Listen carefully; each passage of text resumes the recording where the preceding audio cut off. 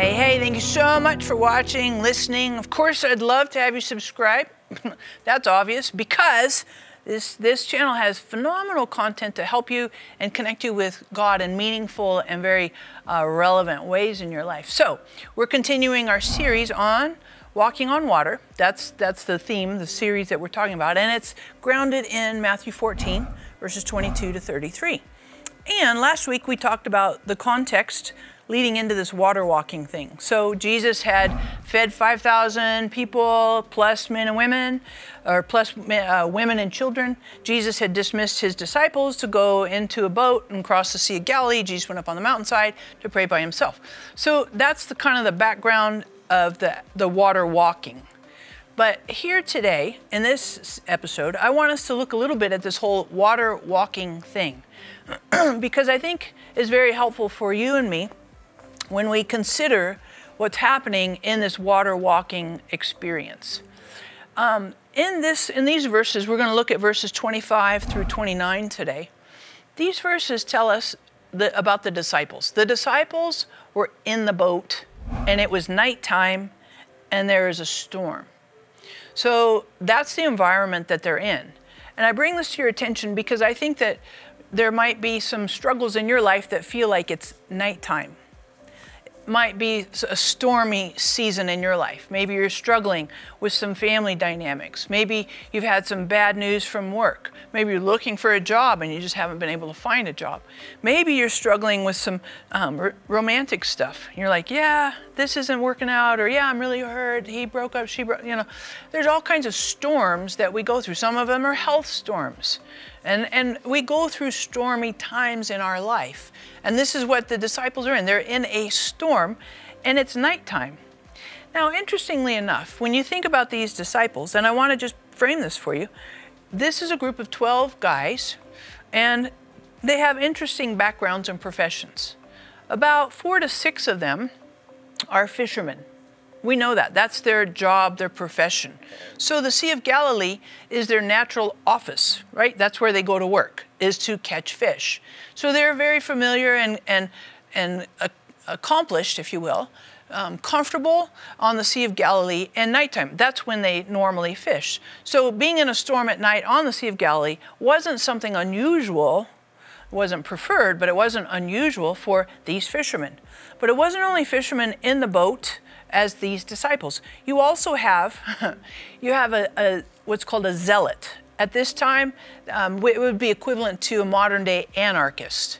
Because zealots at that time, they wanted to overthrow the Roman occupation and increase the Jewish-Israeli nationhood, and they were ready to do all kinds of crazy things to get rid of the oppressive Roman presence in their country. And so they were zealots. They were kind of like anarchists. You also have a tax collector in the midst of, one of the disciples is a tax collector. If you think about that, he's going to be socially anathema. Who likes a tax collector? He comes around with the thug centurions, beats on your door and says, give me your taxes. And if you don't, then the thug centurions are going to beat you up until you give him the taxes or find the money to pay him off. I mean, nobody likes a tax collector, especially at this time and in this location in history. So you have fishermen, blue-collar workers. You have a tax collector. Ugh, everybody hates that. The zealot, who's like an anarchist. And then you have these other guys, we don't know their professions.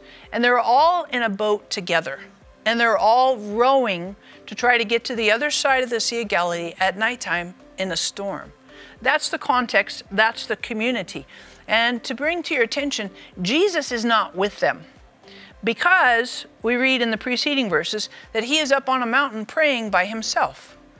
And so these guys are in the boat, rowing, struggling, trying to make headway, and it's hard. They're tired. You think about it, they worked the preceding day, passing out food to more than 5,000 people. They worked all that day. They get in a boat, the sun goes down, they're rowing, and it's hard work because it's nighttime, they're already tired, and there's a storm that's opposing their efforts. And so I think they're kind of strung out. And it says it's about the third watch of the night, which is sometime between 3 a.m. and 6 a.m.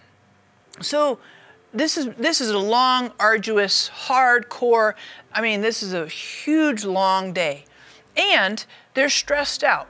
They're stressed out because they're strung out from being tired. It's a storm. Those storms can be super dangerous. And even fishermen who are experienced have know the possibility of being upended and drowning in the Sea of Galilee from one of those horrible storms. And those storms come up. It's like a squall. It comes up unexpectedly. So this is stressful. Stressful on top of already drained and depleted from the energy of the previous day. So they're really uptight. And that's the context. That's who they're with in the boat, and that's what's happening around them. And Jesus isn't there, which is a super bummer because he is Superman. He could fix everything, but he's doing that mountain solitude prayer thingy, and we've got to figure out how to get to the other side.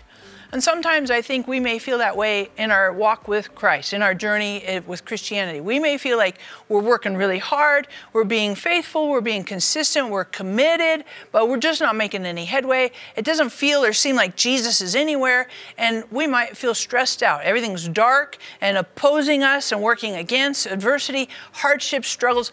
Ugh. And sometimes, I don't know about you, but sometimes I can get frustrated with Jesus. I'm like, where are you? This is a perfect opportunity for you to show up and do your Jesus thing. Come on. And you might feel that way. I know sometimes I do. Go through seasons and experiences that are similar to this whole nighttime storm boat thing that's going on. Interestingly enough, though, it says that Jesus is walking on the water about 3 a.m. He starts walking on the water. One of the Gospels says he's walking to the boat. One of the Gospels says he's walking by them. And this is what they do. They look and they see Jesus, and read this, it's important. It says they're afraid. Well, why wouldn't they be? Because this isn't the standard normal experience. You don't see anybody walking on the water, right? That's like unbelievable. It's impossible, let alone nighttime in a storm. And they might be thinking we're dreaming. They even said, it's a ghost.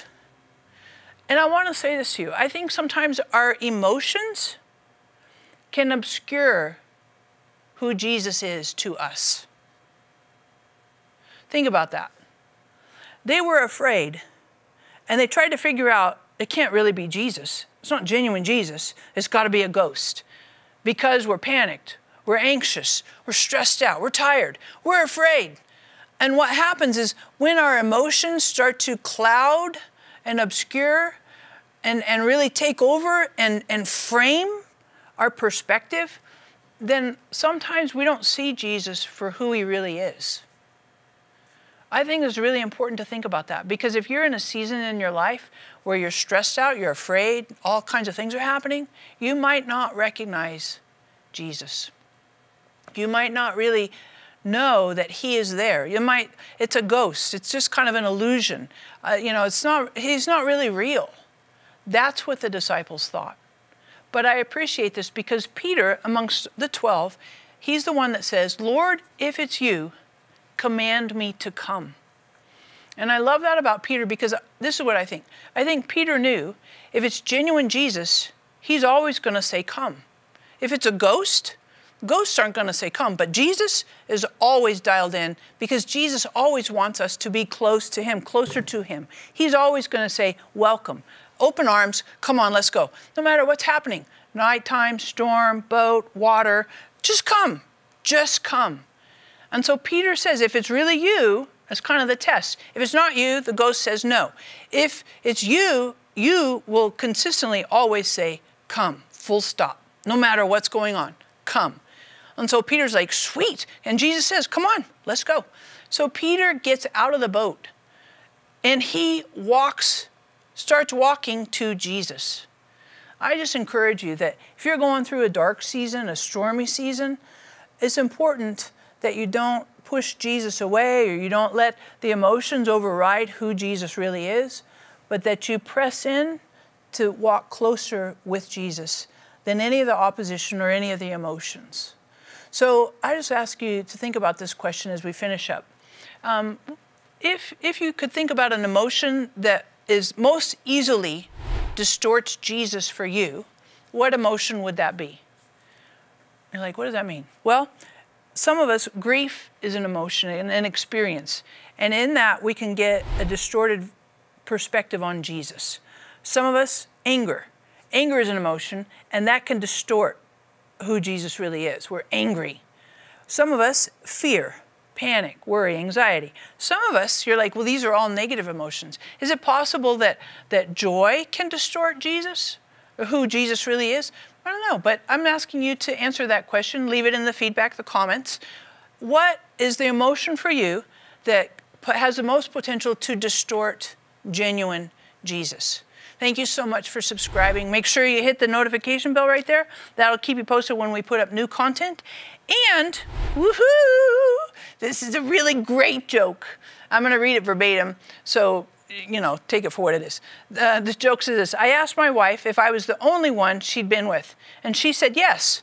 All the others had been 9s and 10s. I was the only one. I think that's hilarious. Oh my gosh. Next week's going to be lots better. Thanks again.